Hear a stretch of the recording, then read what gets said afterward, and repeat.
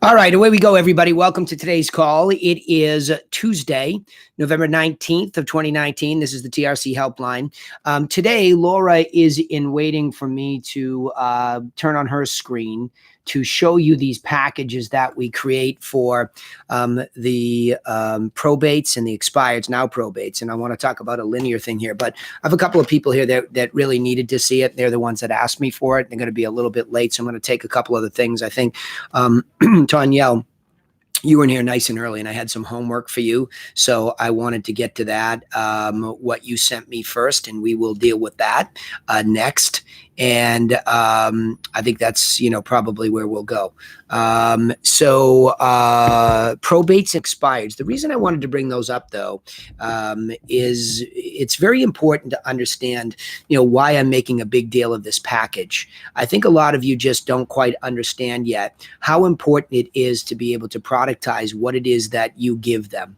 And that's guidance, right? You're not attached to it. I can just tell. I don't hear people raving about it. I'm starting to hear some of you say, oh, it's exciting. We got packages out the door. Lindsay Barlow, Will Daly, some of the people that are really getting attached to that thing that's going out the door and understanding what it is. Chris Kleber and I, in his one-on-one, I kind of not read him the riot act, but, he had a very successful situation going with somebody in the Philippines who was making phone calls for him and getting packages out the door, and he was going to fire her. And so it becomes a matter of management too, is that, you're responsible ultimately for the conversion of these people. You can't just go in there and get these people to do something, for you, and then stuff goes out the door, and then you don't manage the rest of the process. It's just staggering to me how many of you are starting and stopping, and it's because you don't get an attachment to the package. You don't know your own value, whether you're saying it to sellers, buyers, or agents. I'm going to tell you, not any of you. I still think the top producers in this group are doing it on muscle. I still don't think they're completely connected. I can make a case that probably, I hear Gail, Paul, Lee, maybe those three, I would say are always telling me about their, their presentations and where they're attached to this value. And I think, to that extent, I'm contented to think that they are probably on top of it. But I think ultimately, the big issue here is that most of you aren't fully attached to what your value is. And that's just not good. Right? So I want to make sure that you get attached to it today. So when we go through the helpline, that's going to be one of the main themes here. All right, let me open up the microphones. Tanyelle, you're going to remind everybody what we talked about, you and I, last night, including me, and we're going to get after it. Hey, guys, loud mics. Laura, that's ours. Okay, sorry, Laura. Laura, you're a hot mic sinner like Lee. You and Lee get the hot mic award. I had to mute you. I'll come back to you. All right, Tanyelle, go ahead. Hey, Danny. Hi. So we talked last night about basically I do not have a clear message for recruiting brokers. So you gave me homework to come up with what my offer is. And to whom? I did a little bit. And to whom, right? And to whom? So Avatar, right. because I just went through this with a couple of people, and I'll talk about it. So I've got what you pulled up here. So I wanted her to work on Avatar, and I wanted her to work on the offer, because as much as Tanyelle's becoming known as the unbelievable developer of syllabus and content, multiple pages deep, it's interesting that almost, as I challenged her last night, that almost has become an excuse for her not to really be thinking about who's ideal to match up with the offer that she wants to make. Is that fair? Is that a fair assessment, Tanyelle?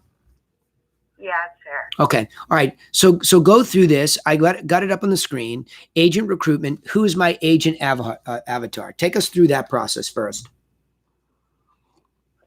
So I based it on past experience and like who, I worked the best with, who's worked with me. So it was a woman in her mid-30s to mid-50s, pretty much either a stay-at-home mom or just someone who wants like vacation money or new furniture money, not someone who needs the income necessarily, and has to, go kill it at real estate. They enjoy problem solving, really expressive and outgoing, and they're adaptable. Okay. Okay, good. Tell me a little bit more though. Get in a little bit deeper about, like, have you ever had this woman before? One time. Okay. Who is she? Her name was Sharon. Okay. Okay. Tell me more about Sharon. And why did you like Sharon?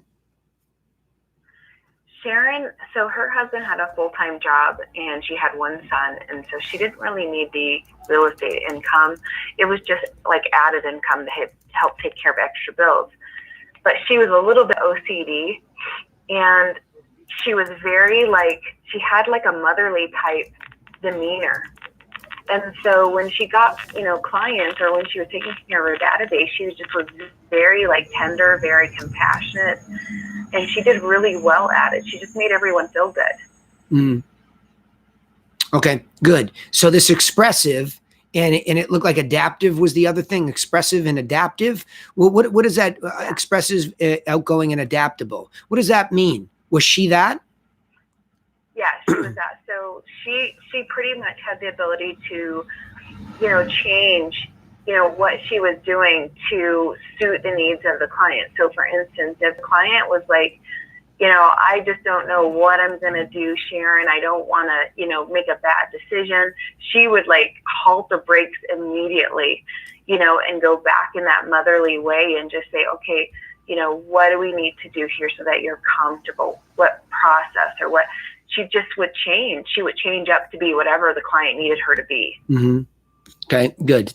All right, good. So she could morph into the true salesperson. Okay, cool. Now, when did you have her? How long did she last? Why isn't she still there? I had her maybe 10 years ago, and she's not here anymore because her husband died suddenly of a heart attack, and she and her son moved out of state to basically, she had family out of state that was going to, like a support system. Okay. All right. So she was gone. Did it ever strike you that she was ideal to you? It didn't. Yeah. Not at the time. Probably not, right? Keep going. No. Okay. No, not at the time. It didn't. Okay. All right. Good. So, all right. So the question really is, why not? Why do we forget these things? And then you tell them about Nick. Tell them what happened with Nick. And again, this is a very important exercise for everybody with all three avatars. I'll guarantee you none of you have done it in detail. And I'll guarantee you that's why a lot of your marketing is not landing with you, let alone the perfect avatar. And you're scratching your head going, why don't I get better sellers, better buyers, better agents, whatever it is. This is the exercise. You're not giving yourself a connection. It's really stupid simple. You'll see as I go through this with her. And then we'll get into the package that you're delivering to an avatar. But this is one, in this particular case, context is agent. So keep going. Keep going. Tell me a little bit more. So Nick. So with Nick, he was one of the brokers that I hired before you and I really got going, and I had that discount plan going. And so over the last couple years, about 60% of his business was coming from family, and he was deeply discounting commissions to where on multiple occasions I was having to pay out of pocket just for him to work with the firm. So, you and I talked about it, and, I was like, I can't do this anymore. I can't afford this. Okay, go back. I approached him. Hold on. The lady that we talked about first, what was the offer you made to her? What was the deal you made with her? I believe I had her on a 70-30 split. And, we just clicked, and I really didn't. Hold on. How long ago? Like I said, about 10 years ago. Okay, so 10 years ago, you're in the standard real estate business as an agent, and you do a 70-30 split back then, which is pretty typical, right down the middle, plain vanilla, work, no discount, no nothing. Why did you believe in that then? What did you think your value was to her? I don't know. We just clicked, Danny, and she, was like, I just got my license. I want to work with someone who I feel is going to help me. And I like you. I think you're going to help me, and I want to come. No. You're telling me what she said. What was your belief system? Why her?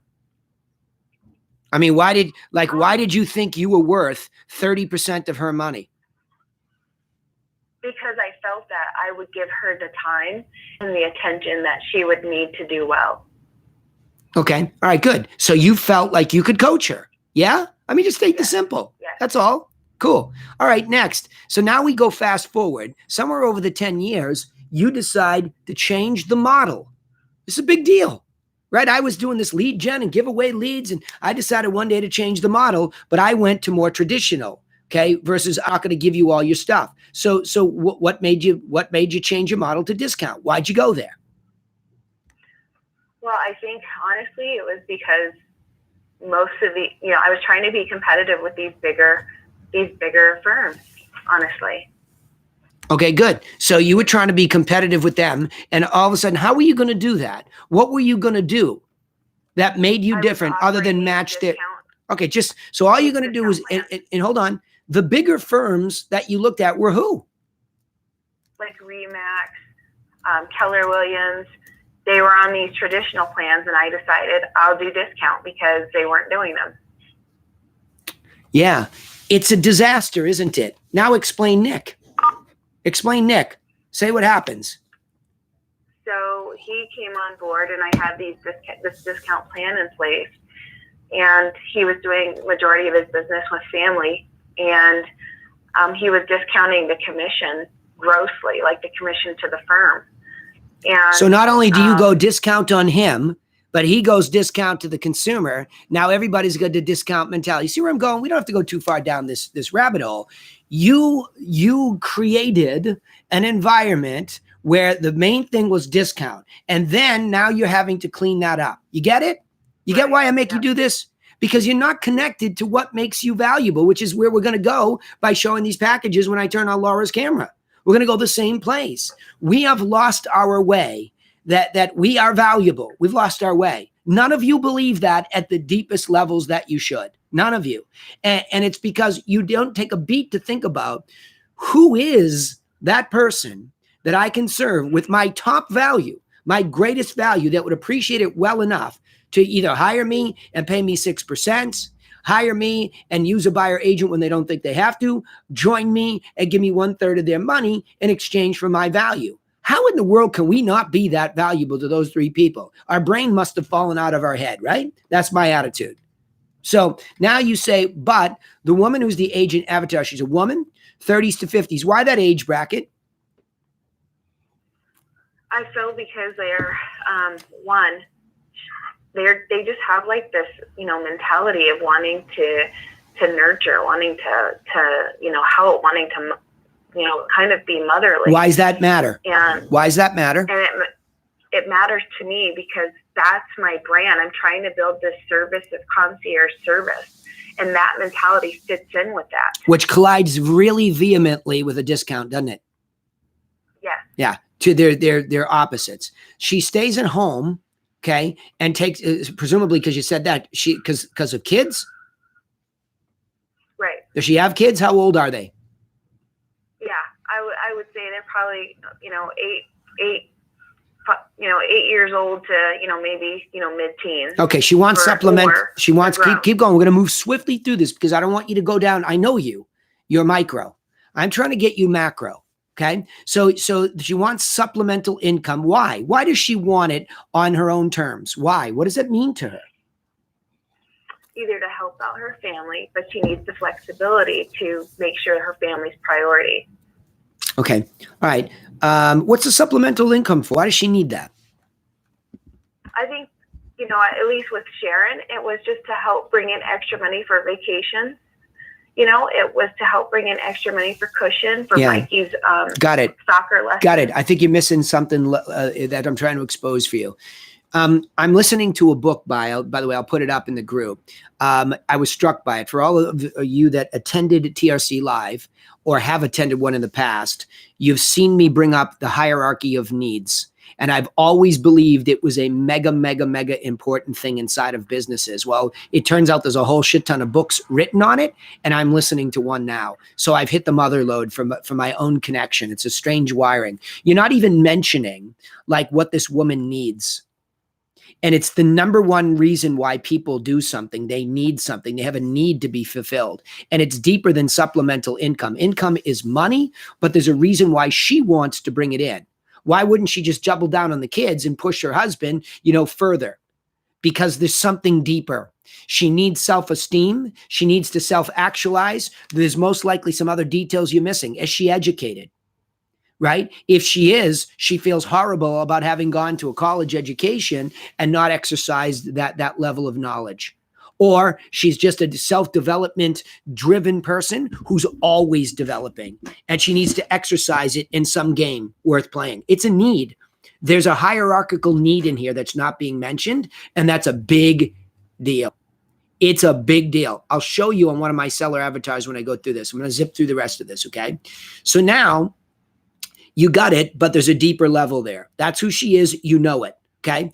Now, what do they want? I liked this order of things, by the way: transaction and administrative support. Why? Because most people that are outgoing and expressive are high eyes. Okay. And they don't like details. So you're saying, I think I can solve that for you. Let me get some of the, this out of your way. I have transaction coordination and administrative support because we know you as an adaptive, expressive person, outgoing, you don't like to cross T's, dot I's, got you covered. Okay. Marketing, you like it. You want it to be about you, but you don't want to figure it out because you're also not a systems person. Got you. Now, I don't like this one. Lead generation. I don't like it there. I don't think you have that. And I don't think you have anywhere near the capacity to do that. So I'm wondering why that came out of you up at number 3. By the way, I've said this to the team in Ottawa, who's extremely adept at getting leads and getting them to people and more so important appointments. I said it should be at the bottom. They should never recruit with that as the lead. It should be the last thing. And it's by the way, if you come in here and you do well with all of this support that we give you, from time to time, we might have overflow leads or opportunities, right? That we'll share with you. But you have to express this. Coaching is right up the top, right? And it should be number 2 for you, especially. You are a tremendous coach with a tremendous syllabus, and you're already a teacher. But there it is. Your low self-esteem in that role, put yourself as number 4, okay?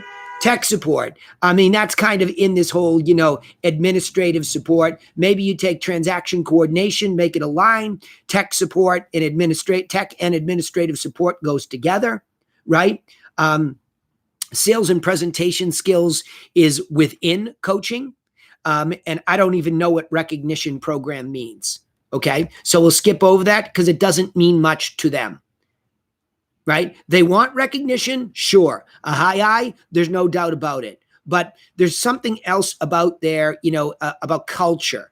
They want a culture. Here we go with the hierarchy of needs where they feel loved and belong to something. That's what they want. Okay. So now you just went down the list and reiterated it. Yes, this is correct. But you got to get this right and really think through this. And I would poll some agents and ask them what they want. Okay. Now, how do I implement? I'm going to leave that alone because that's your expertise. That's your pro. You need to go up and take another round up above this. Okay. And you need to edit these top pieces, and you've got to go deeper into what they really need. What are their needs? And the needs can get squishy per se. They can get very specific. Yes, I need closing coordination, someone to cross T's, dot I's, keep me on task. Yes, I need that. But ultimately, I need self-esteem. I need moments of self-actualization, which means bang, I got my friend in a house for a great deal. And in that moment in time, I expressed myself fully as somebody who's a professional woman taking advantage of her smarts. You follow me? Yeah, makes sense. Okay, because this is why you're disconnected from your offer. Until you understand all that, and you understand, well, shit, I can do that. Look at all these things I offer. And you're going to go tell me that's worth what? 5% off the top? 10%? What was Nick's deal? What was Nick's deal? It was initially flat fee, then it was 20. Yeah, okay. I mean, that's the problem. But the 20 also happened because Nick just started really deep discounting. So maybe the 20 was there. I don't agree. Keller Williams, by the way, is a 1/3, 2/3 split for the majority of the people that work in their system. Remax, when you do the math and you keep stroking the checks, I've done this with Lindsay, I think. I can't remember who I did it with in the group, but they're all about the same when you really study the payout. The only people that are really different are the true discounters. And those people suck pond water most of the time. And I don't ever recommend getting in it. And I don't really want to coach somebody who's in it because it's not a profitable model and it requires enormity. You tell me, like, who's out there. I mean, I know that these open door places and, Redfin, they're trying, but that's not us. We add way more value, and we can be for the remainder of our lifetime until something really disrupts our industry. And people have tried. We can really still make a really good, solid living as a boutique size firm with 20 to 50 agents. And if you want to go higher, you can, but you can make a really good living helping people in exchange for 1/3, 2/3. And my agents know we scale it up. The better you are. And right now, my top producers, I'm leaning in with them. I'm spending some ad money on them.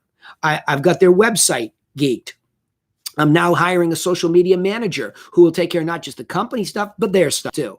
So I'm adding more as we learn and partner together because they deserve a reinvestment, just like anything that works for the company. You got all that? Yes, I got it. Okay, questions, thoughts about that? Because that's an avatar exercise. If I were you and everybody else, I would go through all of it. Buyer, seller, and agent. You are all disconnected from their needs. Therefore, you don't know the value of an offer that you could make to fulfill their needs and help them. Therefore, you end up, going direct to these default lazy-minded things like discount, because discount's a lazy-minded thing. It's what it is. And it's easy to get sucked into it. I understand. Right? Got it? Got it. All right, cool. All right. Laura, are you ready? Are you there? Oh, I got her muted because your mic was hot. Sorry, I forgot. Hang on. I got to mute you. Bear with me. Can you hear me? Yes. Okay, go ahead. I'm going to turn on your camera. Okay. I'm going to give you control. Okay. But let me just preface this. John Parasek, are you actually on now? Because you're one of the people I wanted to wait for. Are you on? Yeah, I am. Okay, you can see the screen? You're going to be able to see the screen, right? Yeah. Okay. All right. So what John and I were talking about the other day was this lack of connection to this. And Dana, you could speak to this too. I think Dana Truman's on here too. But he's somebody that, was in the Proctor way and got disconnected. We had a good talk last night about this, like I did yesterday with John, where we get disconnected from our empathetic, altruistic way to serve people. And so when I still hear people are making or not making or sort of making telemarketing calls, I'll guarantee you will desperately want to hire a telemarketer or do them yourself when you become connected to the value proposition here, okay? And you're disconnected right now, a lot of you. You're not fully connected. So I want you to see it with me, and I want to walk through it with you. And so if you're not on, somewhere on the GoToMeeting, you're not going to be able to see it, and it doesn't record. So the other thought was, Laura, could you also open up a window? I don't know if it's going to blow you up though, because you're going to need two cameras. It probably will blow you up. On your Facebook, you're probably not going to be able to do that. So anyway, this is for John and a couple others. So who's ever on is on, but I'm going to make you the organizer. Okay. An organizer. And I wanted you to make presenter. Okay. All right. So Laura, you are now the presenter, and you're going to have to turn your camera on the computer there on the Mac. And okay. We're going to walk through this. Okay. Okay. I'm wondering, can I turn the camera on so it shows me instead? Because Yes. That's what I'm saying. I actually have. Hold on. Okay. That's what I'm saying. There's a webcam. See the webcam? Yep. Just turn it on. There you go. Voila. There you are. All right. All right. John Parasek, can you see her? John? John. Yeah, I'm here. Okay, dude, can you see her? You're my hot seat guy.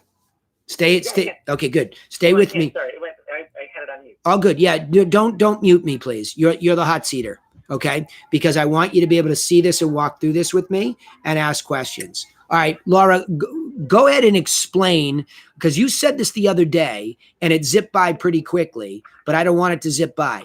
You went and said something about the value of the package, knowing what you knew once upon a time now. I want you to give them, because you were the telemarketer, and you really did everything in conversion, from telemarketing, bringing from lead to prospect or trash, prospect to client, onboarding client with me, and through. So you did the whole thing. Now, as we've evolved, we've gotten too busy for you to be able to do that. And your skill set cheats much more towards, client care and working directly with me on that stuff versus telemarketing. But you made a comment. I wished we had this back then. Explain why.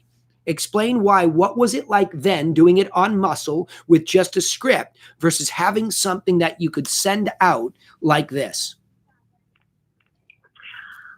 Well, it's just a whole different phone call. Our positioning in the past was more us focused versus the client or the lead that you're calling.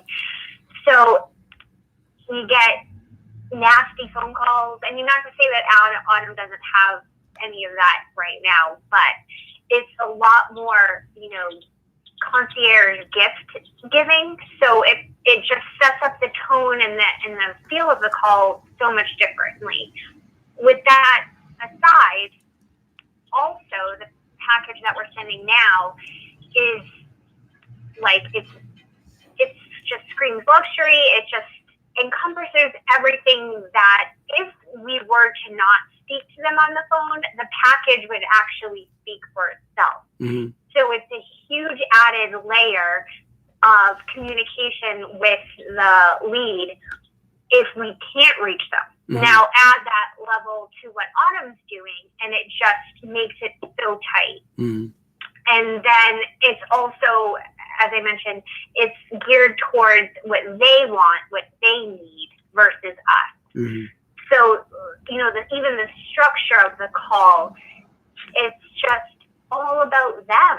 Their beautiful house. We're sending you information that will help you. It's just the whole language is a whole different feeling. Okay. So, yeah, it's like night and day compared to what I was doing, as you said, on muscle before. Which no wonder I hated these phone calls. Yeah. Because they're torture. Yeah. Yeah. What? Yeah. Okay, good. So now, talk about the evolution of the package. When we first started Expireds, just talk about what your perception was. Go back. It's now about 3 years or so. Go back about 3 years or so when we first started sending this. What was your perception of what we were doing? Because remember, back then, we were in hopes that this could stand alone. I think I want to make that very clear to everybody, and we had to make that clear to Autumn, was that this was a standalone direct mail marketing package developed in the vein of what Dan Kennedy teaches, which is direct response. So we went back to classic direct mail marketing because we didn't feel like anybody was doing it. We felt like that could differentiate us with Expireds. Talk about that evolution so people see how it dovetails with telemarketing. So go back then. So to start, when we were setting these packages out before, I was actually making them. Okay. So I was printing out all the stuff, binding them and everything. So they looked awful compared to what we're sending now.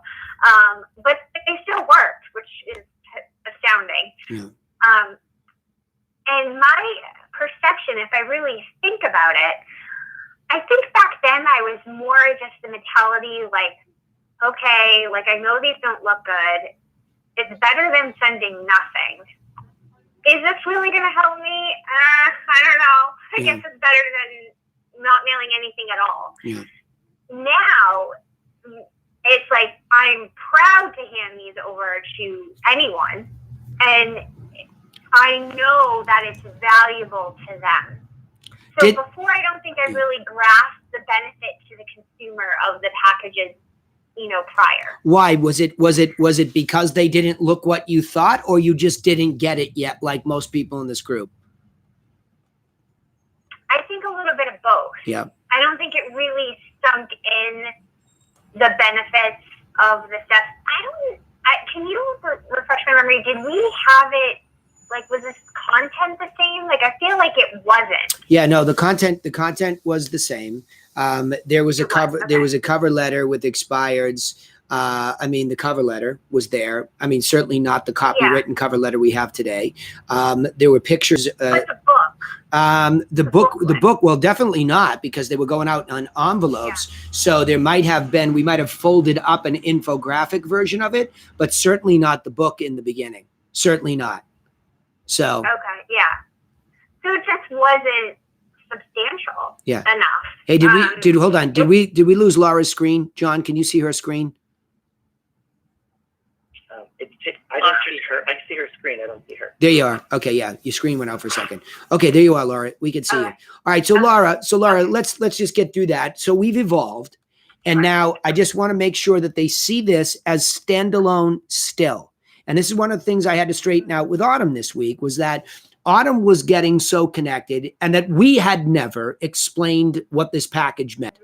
We never explained that she was in addition. She was a layer, in addition to this, or combined with this. The real true 1-2 punch is, can you imagine telemarketing along with a direct mail piece that is powerful in and of itself? Because it did work by itself. I think we got 4 or 5, opportunities just because of letters. So we knew that the material was working, but we didn't like it because it was in Kennedy-esque formula, where it was meant to be provocative, because that's the only way a lot of direct mail works these days, is almost you agitate people. That's not consistent with our brand. So we felt, get rid of that language. The subsequent follow-up letters, we softened them. And we can talk about all the questions you all have, whether or not we're still sending those, because we're always flexing this, and I give Laura some flexibility. But where I don't give flexibility is pick up the phone, call these leads, ask if we can send a package, send the package as I have put it together. If they have feedback that I should change it, then they will come to me in a management meeting. Okay. All right. So show them the package. Let's go through it exactly what it is, nice and slowly. Okay. So I'm just going to show you the outside. This is one that's completed. So gray envelope, we have a stamp of their address, handwritten name and address, and then stamped, not like a weighed stamp machine. So that kind of gives it an extra personal touch. Sorry, were you going to say something? Yeah, how much is a stamp these days? I think 50 cents. Okay. So that's $2. Okay, so $2. What's the cost of that envelope? And any idea what does it say on the back what weight it is or any of that stuff? No, because we don't weigh them. It is a 9x12 envelope. We usually order a box of 100 at a time. I could look it up. I think a box of 100 runs around $35, if I'm not mistaken. Cool. At W.E. Nathan. So then we have the content. So in front is our cover letter. That is 2 pages, but we print it double-sided. Oh, no, wait, maybe not. No, I didn't print it double-sided, sorry. So here's the letter. It's 2 full pages long, and it's basically a skim. Someone's able to skim this easily. It's probably showing it backwards to you because of the camera. It's all good. It's all good. The gist of it. All right, explain why they can skim it. I don't want to go through that too fast. I want to make it very clear that this is a copywritten letter. Okay, this is classic copywriting, which means what? It has a title. Okay, the letter is titled. This is all stuff. This is all stuff I've learned over the years about copywriting from high-end copywriters. It is a titled letter. Okay, so that means there's a headline on it, and then you can see there, and if you can't, and by the way, this is all downloadable right off the Teachable site. This is all there under, marketing, under the expired program, right? The expired letter, so cover letter especially. So somebody who's a high D could skim the title and skim all of the bolded or underlined sections to get a gist of what this is about. We print it like a sheet for purposes today. She's printed double-sided, but down the bottom, it even says more with an arrow to flip it. So when it's printed correctly, you'd come to the other side and there would be the beats over there. And again, you notice the bold, they can skim it. And there's also a PS and a PPS because people, when they're reading, tend to skip right down to those things and see what's there. So we make sure that, if they blew us off, the offer is very clear down there too, right? But also, if somebody reads through the entirety of the letter, they come to a conclusion that we have given them a couple of beats. One, hey, we get you. We understand what happened to you, and it's probably one of these 7 things. So in order to help you get started in the right direction, in other words, remember on telemarketing, I'd like to send you some information that will help you sell it the next time. So here comes a letter that explains, here's what's in here, and it will help you sell it the next time. That's how they coincide, right? Not perfectly, because this is written to stand alone. Because there are times when we will send this where we have not gotten somebody on the phone. And that's what I mean by they're interdependent, but also independent. The letter is. The telemarketing is not independent. We're not going to do it on muscle. We're always going to refer to this. But the letter package, quote unquote, itself is independent. It can exist all on its lonesome and explain to somebody thoroughly what's in it and what's in it for them. And that we'll be calling, right? So you should all download it and read it, because all that changes when we go to probates today is going to be, the context. All right, keep going. Let's zip through it then. So it explains what's in it. Yep. So one thing I wanted to touch upon that I feel is hugely a great, my favorite part of the whole letter really is the second line. And it says, ultimately, unless you decided not to sell, I'm sure you're frustrated. First of all, you should realize that expired listings are a common occurrence. I love that because it identifies with their pain point. Because I've heard this from Autumn. I'd say probably 90% of the buyers that she gets on the phone are frustrated and are tired and exhausted and just want someone to tell them the truth. So I think that line is just really powerful. Laura, we lost you. We lost your camera. We lost your camera again. Your camera cut out. So pop that back on again. Okay, there you go. Yep. Can you see? Yep. Okay. Good. So then right underneath the cover letter is our updated market report. So whichever, month we're on, we always update it. And then we also have one for Boston. So if we are sending a Boston expired, obviously we'd include a Boston market report. So that goes right underneath the cover letter. And then what they want is the comps. So this is a cloud CMA that is including, I think 5 comps. 4. So this gives them pictures, descriptions, price, all things, in a map, which I think is huge. People want to know how close the purple is the house of we're comping, and then the red are sold and the yellow is pending. So it gives people an idea this house is not too far from me. Because sellers will give you all sorts of crazy objections sometimes with comps. They're like, oh, that house isn't close to me, or oh, that house is smaller than mine. So I try to be mindful of that. And I think, actually, I know in the letter, it also supports that fact in saying that this is just a general snapshot. It's a look, but the deep dive is the face-to-face. So, and then lastly is the seller booklet. So this one's Boston. I just grabbed it quick. It should be a Cape Cod. All right, good. All right, let's segue quickly. Let's go to the probate and let's cover that one. Yeah. Awesome job, show and tell.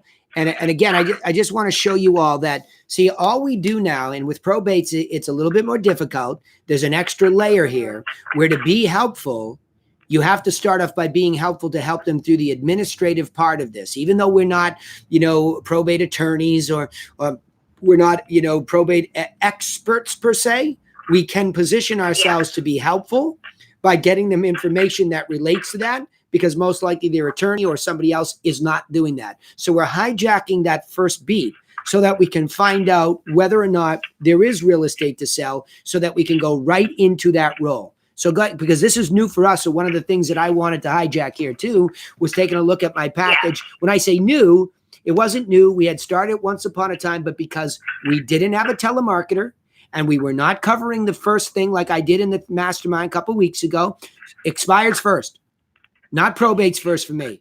It's a linear order of things. I waited till my telemarketer got a rhythm with expireds, getting packages out, understanding it, being successful, and she is. We're getting 2 more. Listen, we got 1.35. We're getting a 550. That'll be the 4th one we've gotten. So 4th or 5th? What are we at? 4 so far? It will be the 5th listing, but one went off the market. Yeah, one already expired. So the point is we're 5 deep, and this is how a pipeline gets built. So don't sit there and tell me, oh, we closed. We closed 1. 1 expired on us again. The others are 2 high-end ones, which are difficult to sell. But you see pipeline building. This is a 24-month minimum commitment. 24 months doesn't mean you won't make money along the way, but to build up a pipeline that is steady and predictable, this is how you do it, because people just don't make a quick decision to go doing business with somebody they don't know. All right, probates. Next, here we are live with us getting ready right now. This is the cover letter, and this one is much longer. So it's 3 pages, and it does have the bold in writing. The last part is short and sweet. But again, so this is skimmable. It's broken down, and it's informative. So the package to probates are, obviously different. It's a lot of just like gift giving information, things that would be helpful to them. So the first is our probate terms, like glossary of terms. That's literally what this is, because so much in the probate process is confusing to the average person who's never gone through it before. So there's actually 8 pages of terms and helpful information for them to kind of cruise through. Thirdly is the probate timeline. So this gives them an idea of the time frame of the process of going through probate, which again is super helpful. Then we give them a list of local attorneys, because we are only focusing on probate on Cape Cod. So, maybe someday we'll do it in Boston too and have a separate list for there. But that also would be helpful. And then I also include the probate infograph. So this will also give them a touch upon what we do if there is real estate involved and how we can help. So that is just sent out, and then Autumn obviously follows up after once they've received the package.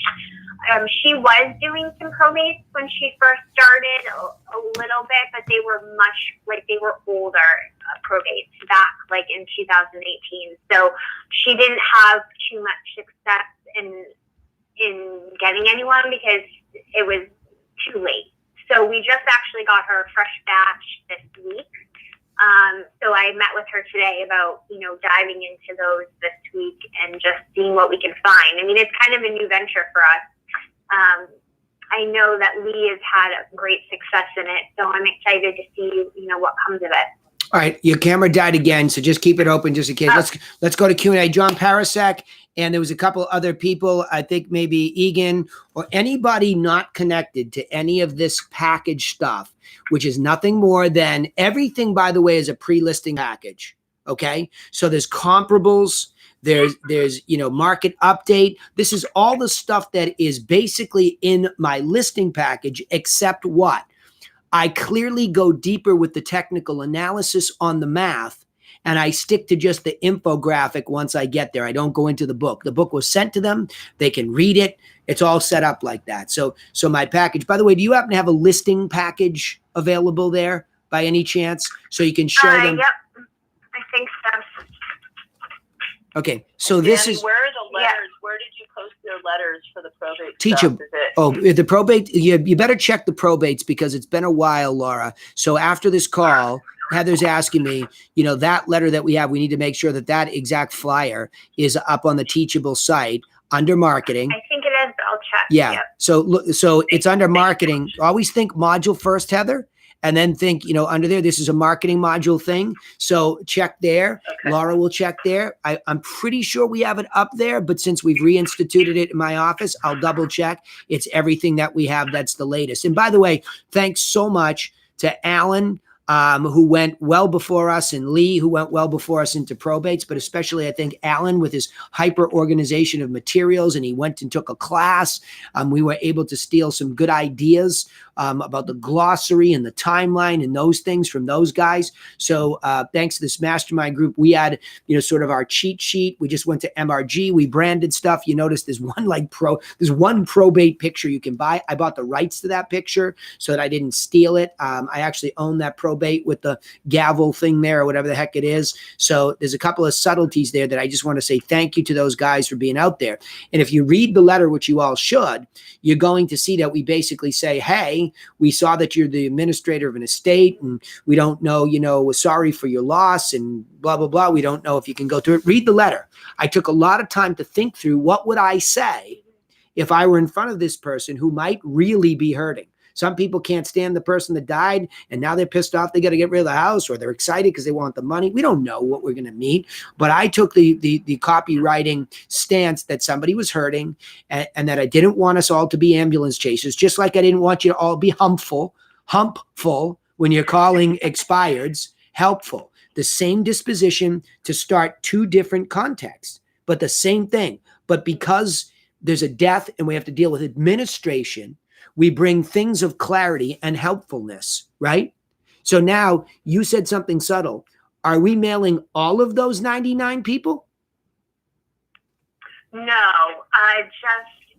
we're not mailing probates unless Autumn speaks. Good. All right, because you said it the other way around. I just want to make sure, because I believe that we should call first, say what we say, ask permission, and then send the stuff out the door. Okay, that's best practices, I believe, right? Agreed. Yeah, So, for sure. Okay. All right, questions, go ahead. You want the listing presentation? I have one here. Yeah, please. Let's go through that for a second. Okay, so here is the folder. This is actually Danny's Batman business card. Jenny, could you check the door? I thought somebody was there. Jenny? Hang on one second. Excuse me. Yep. So inside, now this is all for the client. This is what the client received. So we have the technical analysis and cloud PMA on this side. And then the other side is with the market watch newsletter, and then the two listing infographs. So one is the listing infograph that we've all seen and talked about, and then we have an additional one that just specifically covers marketing.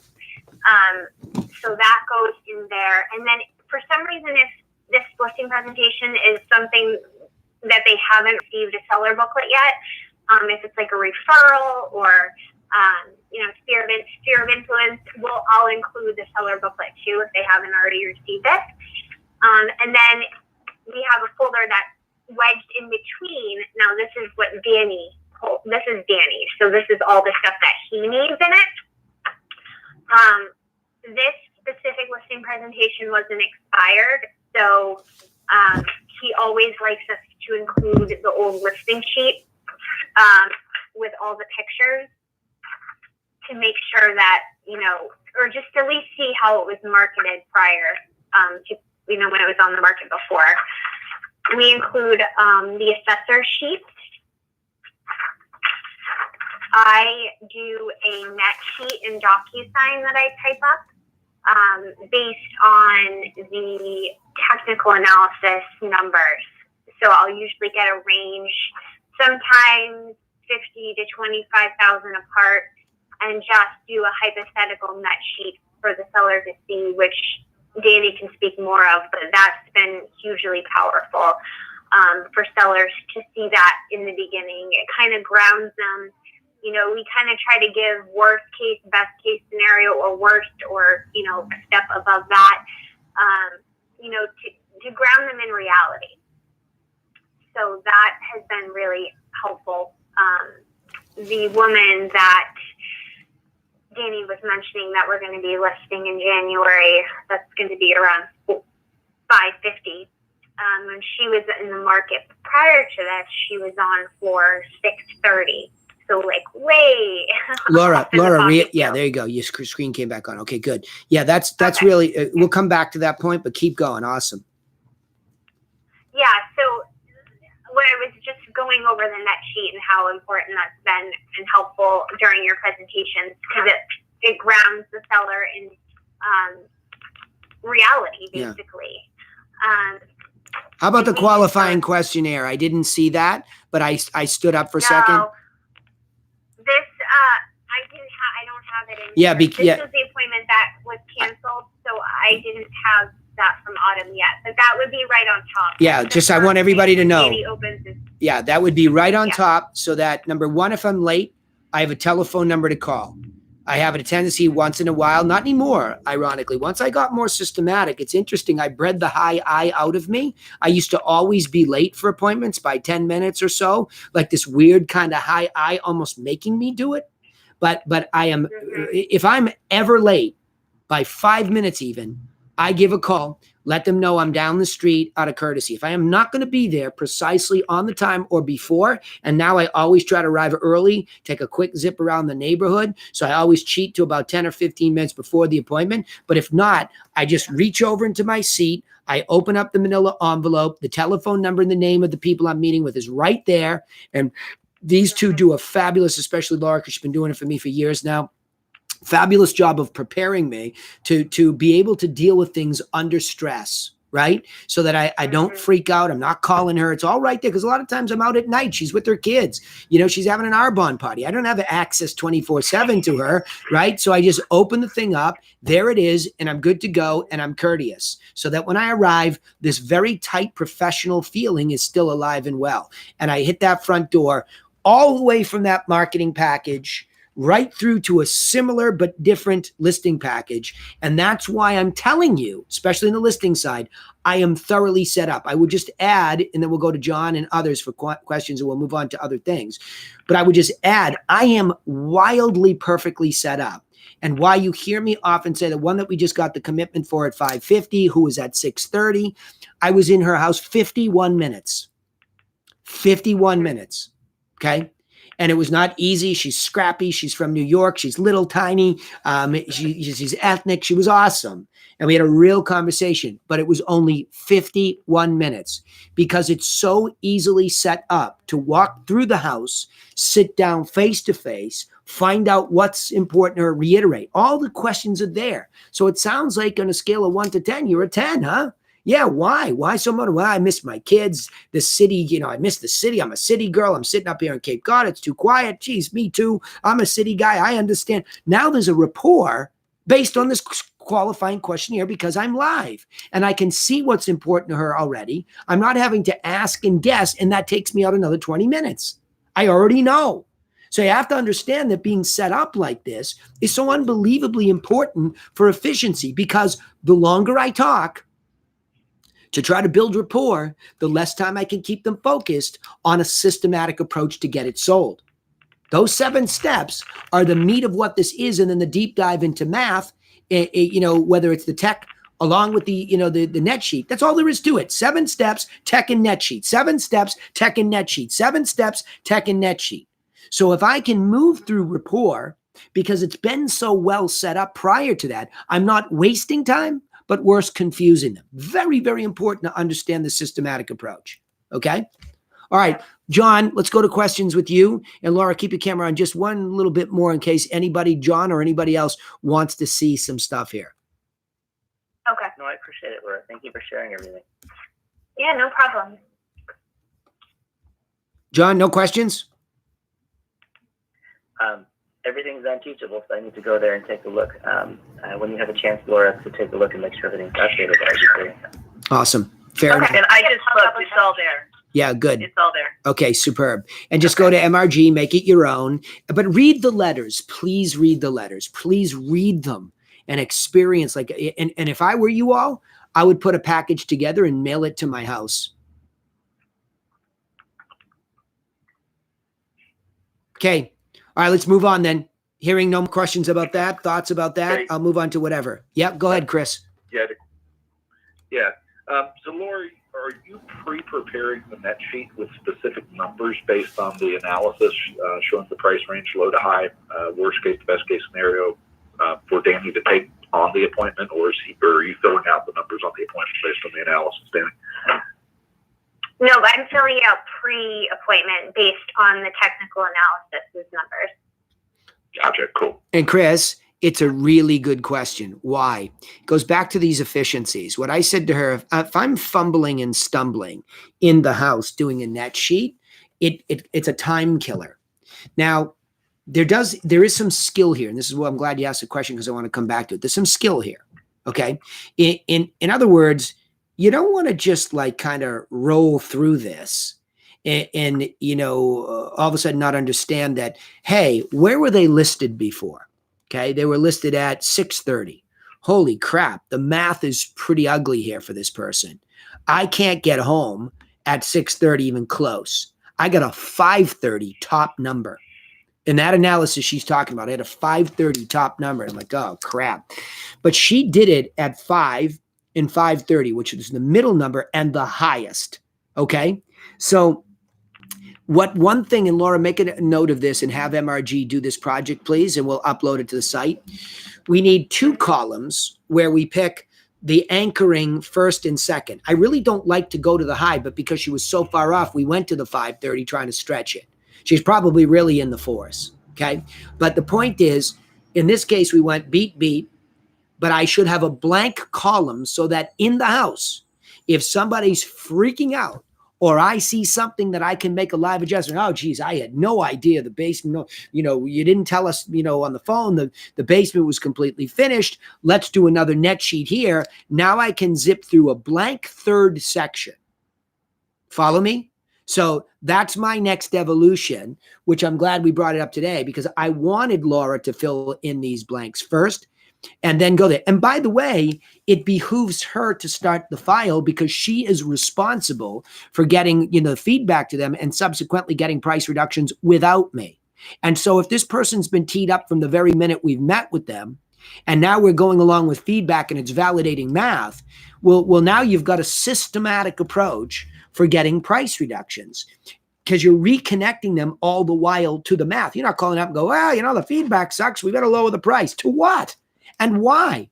Well, don't forget why you're moving. You're moving back to New York City because you miss the kids. I know you were hoping it was more. It's still $300,000. Does that really screw you up down there? Because we're not getting home on this, right? So she's set up in the future, Chris, because this person has it. Now, as human discretion would have it, we took on somebody the other day that was a past client. We took her to the high end of the range. It's close enough because it's in the math, right, to get showings, but everybody's bitching about the price, including, Laura and Kate on our meeting. And I said, well, okay, great. So what did you do? You're telling me we didn't do a net sheet. Did you do one for her? And the answer was no. And it was sort of like a duh moment, right? Where it's like, okay, everything doesn't work perfectly in a linear process. Sometimes it's a quick listing. You bring them on and you don't onboard them like this. This is why I love the people that we find through the whole system better than even referral, because sometimes we've had a better process of onboarding them, right? That's an irony.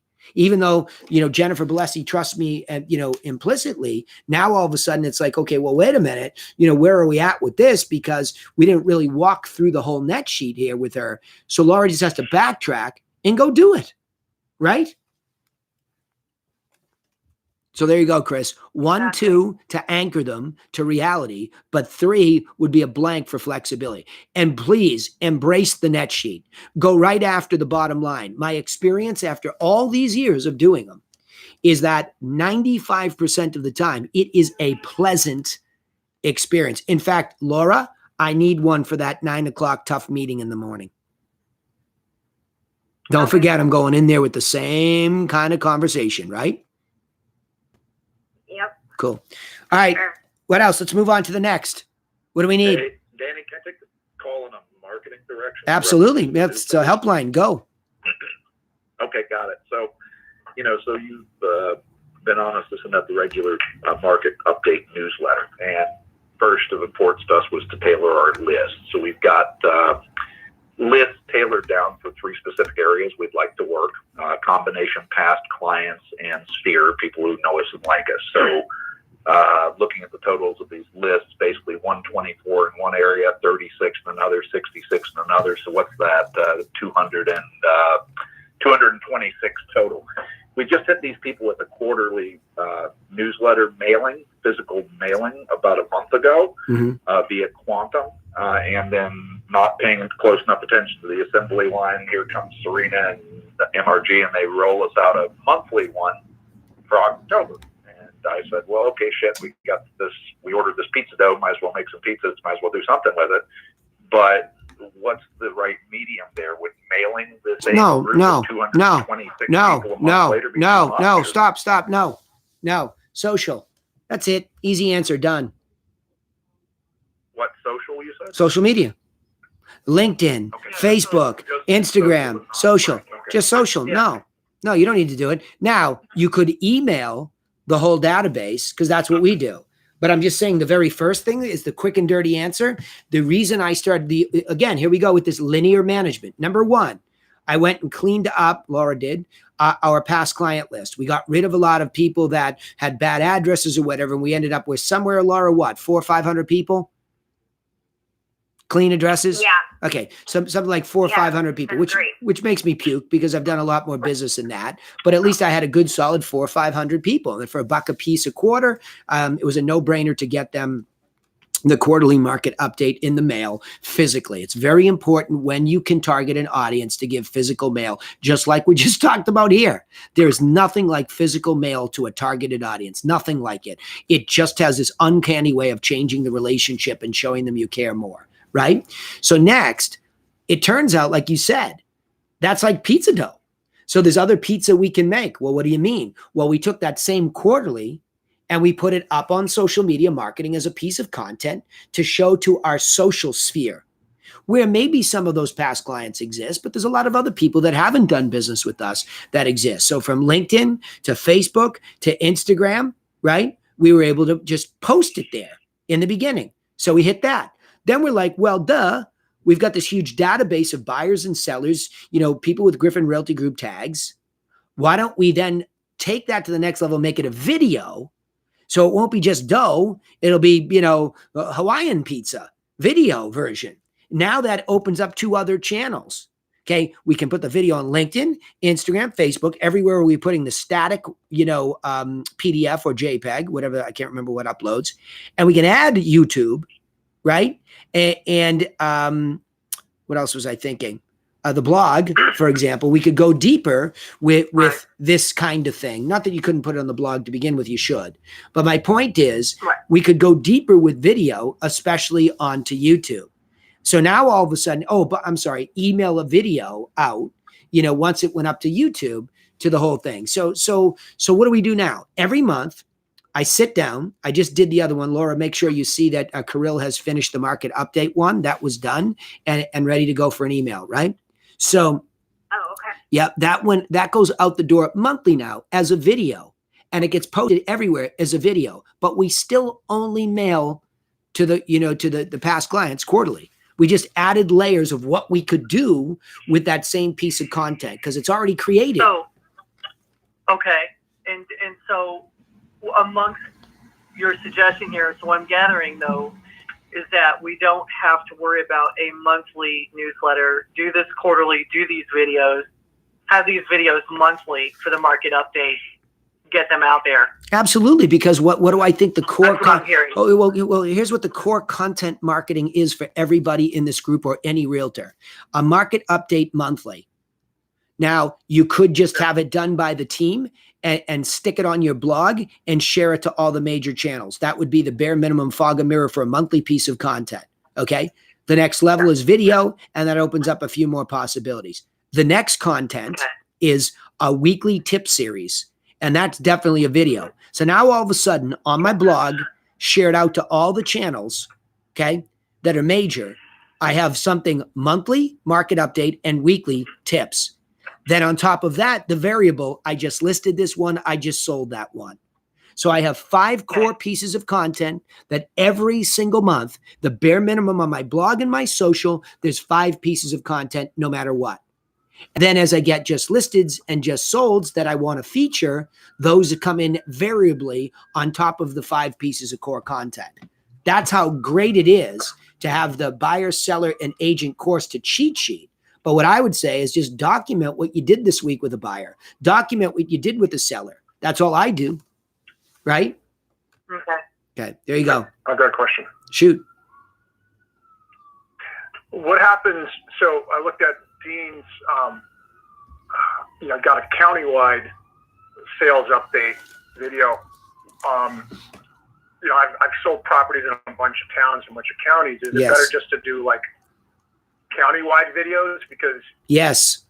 I'd go crazy trying Yes, to deal Dana. with all the Yes, towns Dana. and sold Yes, stuff. yes, Dana. The bigger the coverage area, the easier in the beginning.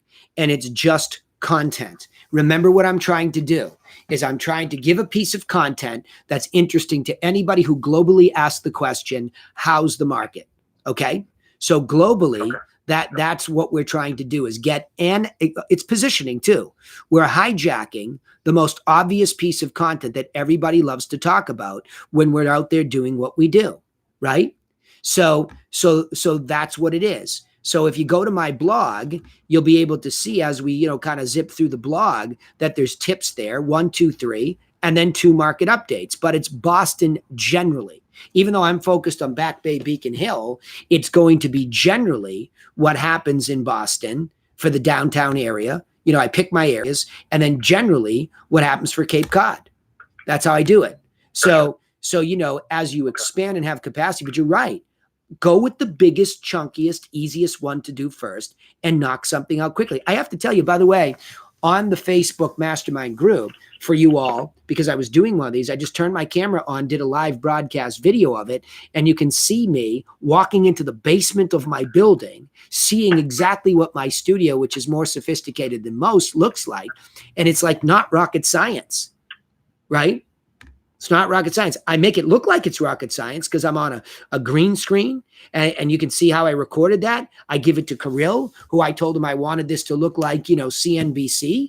And he built a template, which he could easily hijack for any of you if you had a green screen. But I don't even recommend that. Just sit in front of your dang camera, sitting in your office and do them. Brad Bredhauer, who's rejoined us here in the group, he does them like in his office, and it's great. It's fabulous. He speaks in his own voice. He's got some stuff in front of him and he just does it. It's just a matter of getting that one piece of content once a month done for you, print it out, read it to the camera, get it up on your blog if you have one. And if not, just get it out to social everywhere. Right? Cool. Yep. Okay. Yep. The other benefit to doing it on a larger scale, like countywide, because we do them for some local towns as well. But when it comes time for you to dive into building custom audiences through Facebook, you're better off starting with the much more general area than the specific one. And I don't want to get too much into it, but once you do that and you want to start to get a little bit more hyper local, it actually improves the quality of your custom audience in Facebook. Awesome. Yep. Bravo. Good advice. Hey, Dean, I was thinking about you today too, about the podcast. I'm not so sure that, the answer to your question isn't that Dean, the business guy, has one separate website that's an expert personality-driven website with that blog. I mean, that a podcast, and that you just start documenting some real estate stuff, even if it starts off as a monologue. Say, Sure. go through that again. I think you're going to end up with two podcasts. You think I should, or you think I'm going to default and end up into 2 different I ones? think you should. I think you're really good as a business guy, as that global. You're like me because Right, so- I have that head stuff guy thing. That's a separate thing from the Realty Classroom I and think Griffin. we're on the same page. So the first one is what I'm doing, and the second one will morph into, hey, this is me, the entrepreneur who's now exposing the real estate company. That's where you're going with it? Yeah, but you kind of said it That's backwards. more personal. You said it backwards. The one you're doing right now is Dean the Entrepreneur. Okay. The one you're going to add is Dean the Real Estate Agency. Oh, without a doubt. Yeah. Because I think The only reason we did it the way that we did is because initially it was more comfortable for me to do it and to get the practice doing it that way. I didn't want to trip over my own feet being real estate, my own tongue being real estate specific. So we said, let's just sit down and rap and BS with people. Once we started, we actually sat down in front of the green screen yesterday and went through and did videos on all 6 steps on the buyer infographic. We started doing the 7 steps on the seller infographic. So that's exactly what the mindset was, is let me get comfortable first. Once I'm there, then we can get real estate specific, and we'll have a secondary one. So it'll be, Opportunity Knocks, the real estate edition, or whatever the hell we decide to call it. Well, here's why I'm saying it. And don't everybody get lost in this, because it's pretty stupid simple. Think always the bones first. We're talking about a market update, and we're talking about a tip series. That's it. Okay? That's it. Yeah. It's just how long you rant for and how you do it. So this is just an advancement. Well, I'll go through it because you'll see it at the core spot, the blog. This is where everything lives. Okay. So if I just go through this, the evolution here is, okay, the blog is really a vlog. It's a video log, right? Of what's happening.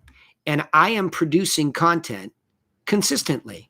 See November 14th, see November 6th, see October 30th, then the market stuff. It's the consistency of the development of the product that begins to get, loved by Google. Now I've got to work on my headlines. I've got to look at some stuff here, tagging in the back. There's a lot to this. I understand, but the content itself, you have to get in the rhythm of doing it, and it just doesn't take long. You should be in and out of content creation in an hour a week at the bare minimum. It's a joke. Like it's a joke. So like less than an hour, really, because you could really do this, starting with very unsophisticated equipment. That's good enough. Okay. Just need a little bit of lighting, decent sound, and you're done.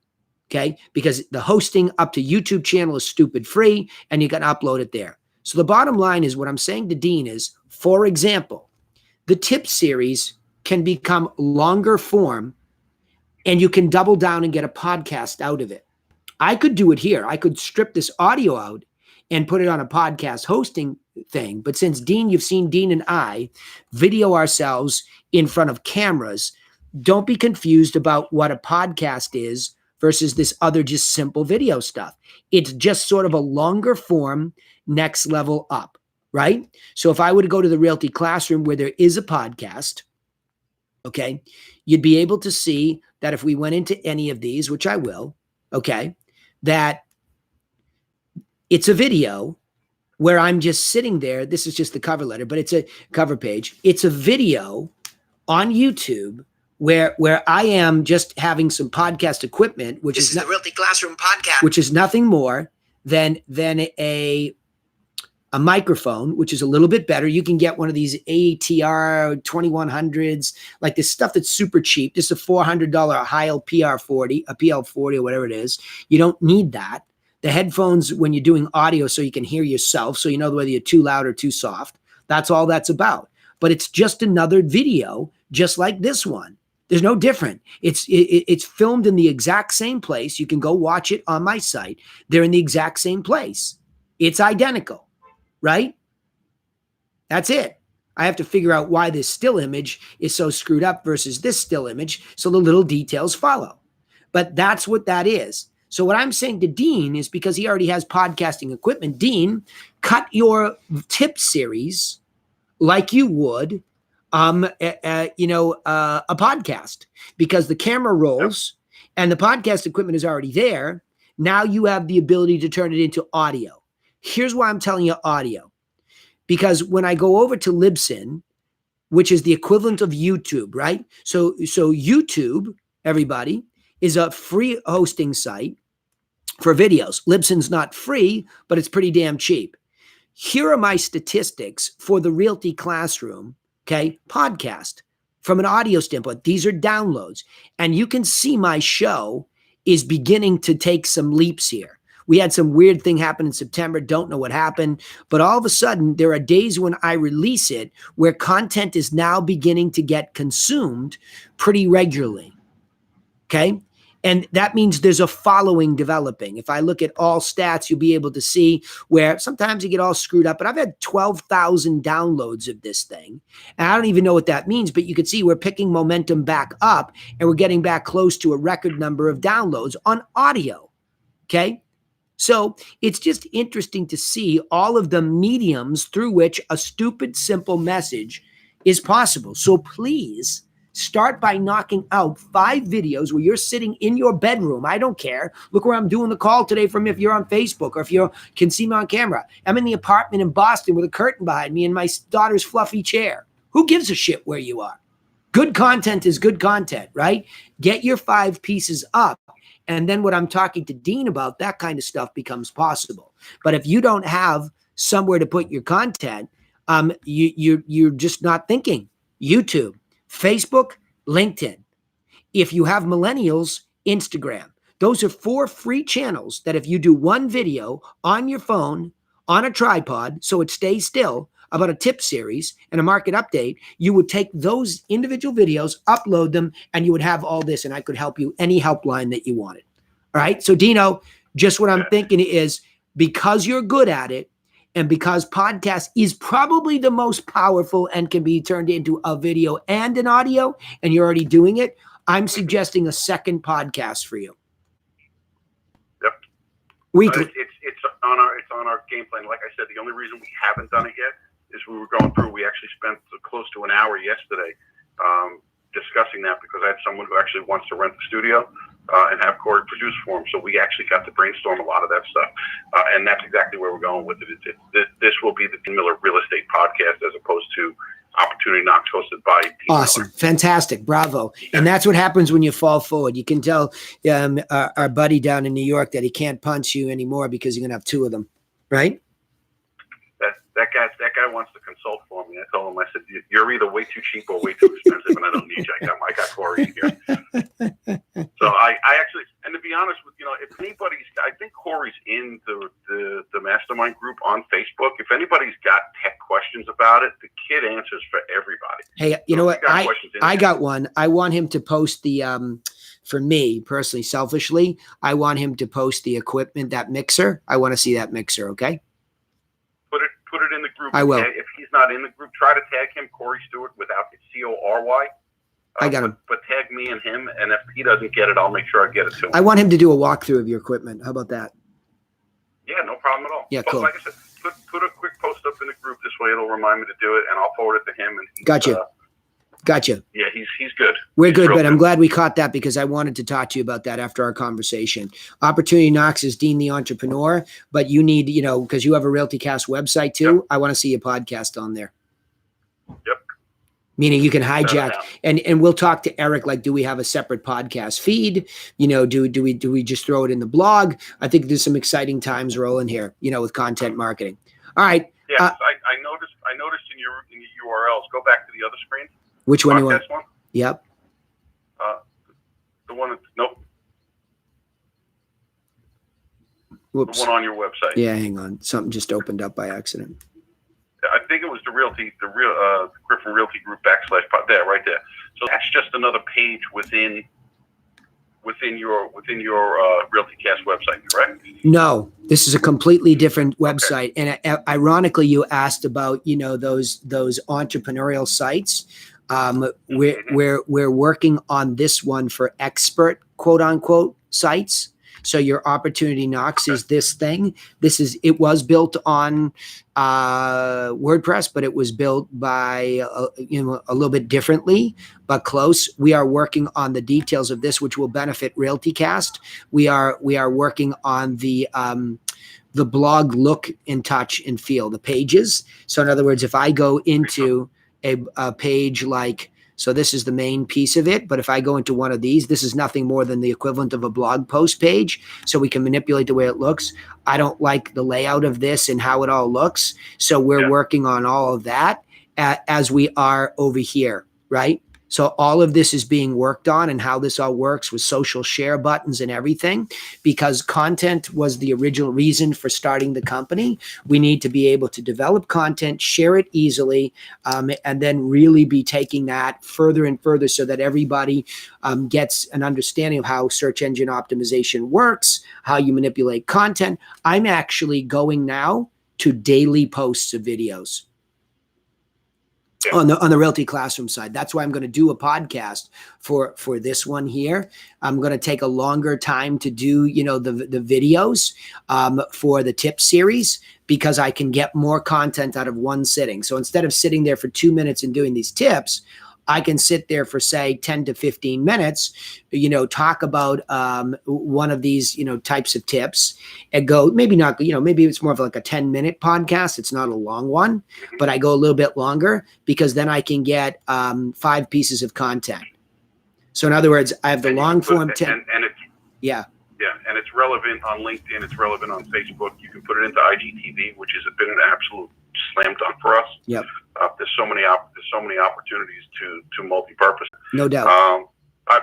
Maybe from a selfish standpoint, if you want, let's get on the phone, you, me, and Corey, for 30 minutes or an hour and walk through the whole thing, and Yep. I'll have him record it while we do it as well. Yep. And then we can post it in the group if it's relevant. Yeah, well, of course it's relevant for anybody. Everybody should have that North Star looking out there, because, the idea of just talking a little bit longer than 60 seconds, it gives you an opportunity, if you have these editors who are very inexpensive, relatively speaking, be able to chop it up into a week, a daily post.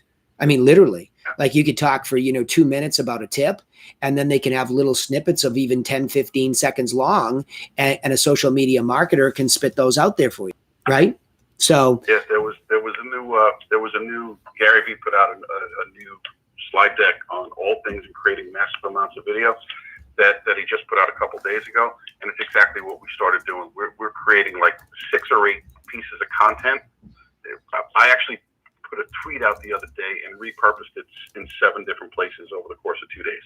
It's just incredibly easy to put so much shit out there. yeah, it is. I'll post the link to the new one. Yeah, well, when, by the way, just so that might be the new one. Yeah, and just so everybody gets not confused by what's happening here today in this discussion, I am very close to hiring a guy in India to help me organize the strategy for this. So like Serena doing the market updates for you all, I will see if there's something that we can we can just hijack that's simple here, that you will follow the yellow brick road. But I just gave you the hint. There's 5 pieces of content. You do your market update and you do a weekly tip. There's 5 pieces of content every month. And that's the bare minimum for real estate agents. So if you're in this group and you don't do it, like punch yourself in the face, and I'll do it too, and then we'll get to work. All right. Any other questions before we wrap here today? Who's got a burning question? Lindsay? Is that you? I see Idaho. Hey, Danny, Yeah. Oh, go ahead, Danny Northcott. can you show us how you advertise for agents on Facebook? Yes, that was a little bit trickier because it was more so for me a post. I was in there today. So yes, you and I talked about that yesterday. My bad for not getting to it sooner. And if I run out of time here, I will circle back to you. But the answer was inside of Facebook. I originally made an ad. So it's just a matter, Dan, of whether or not they're going to let us do what we once did. But let me just go in there. I was in the Facebook ads earlier thinking about you. And so are you seeing the screen, Dan? Yes. Okay.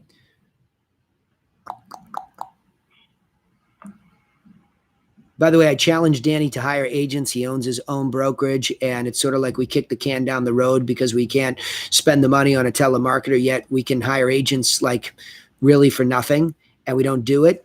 Sort of mind bending, right? So that's where Dan's at today, why he's asking this question. Okay. Let me go into the right account.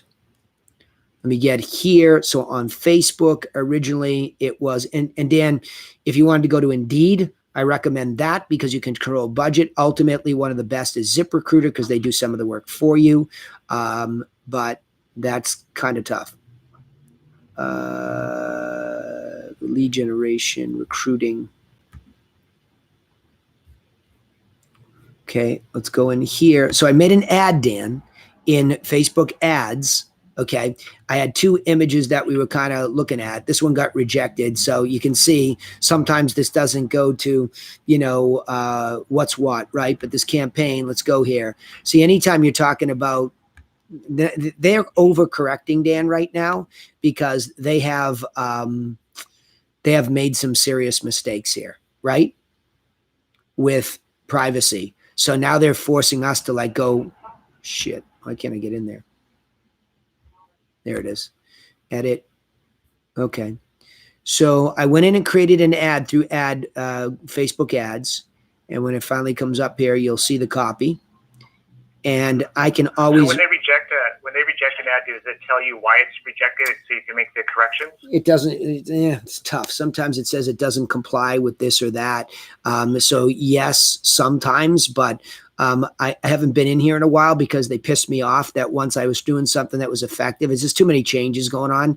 I'm actually going back to. I'm contented with Indeed as a starter, and then if I want to spend more money, we go to ZipRecruiter for recruiting. But here's what the ad looked like. Not selling enough properties. This was to somebody that we didn't know. Did you know the average real estate agent sells less than 3 properties? So then, I was able to go in there and run the ad like that, Griffin Agent Course. So that was one of them, right? So there were others that I think I ran when I changed it. If you go into the teachable site, Dan, the ad that really is better, the long form, I would say go with a long form ad. I talked to Anida about this today. So on ZipRecruiter,